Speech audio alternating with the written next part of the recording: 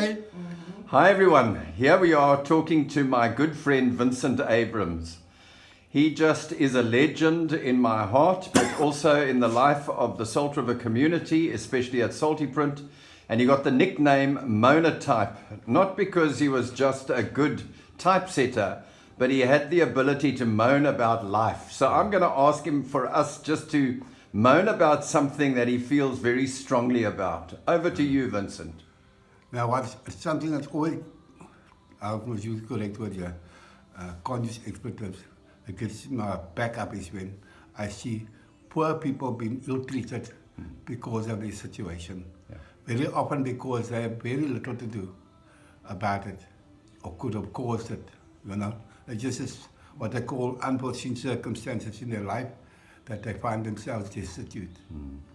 That gets my back up.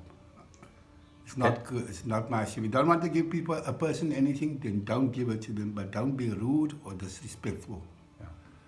That really makes me angry because, as I was telling Mark earlier, or was telling you earlier, that a society or civilization is not judged by what they do for those who have, but for those who haven't got, those who have the least. Yeah. Mark also had a sign up there, a picture. You know, he always takes pictures of everything, and he said, if he had this sign on the wall, it says, if everyone feeds his brother or sister in this case, then nobody needs help. Yeah. Or something to that effect. That's what I remember. Yeah. And I've always been very passionate about poor people. Yeah. And the passion I had for poor people in this institute led me to help regularly on a Sunday to feed the poor, which I don't do often nowadays. Yeah. And have you got any stories to tell me about feeding the poor that you remember? Oh, there's too many stories. You know, when people are desperate, they don't respect that other people are also desperate. And so they fight for the little bit that they're going to get.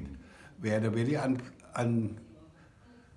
unsavory incident once at, we were feeding them up in, where's that place in Mark, in Harrington Street again? Yeah. And the one homeless person jumped the queue, and the other one then broke a bottle. One of those brown, what's it?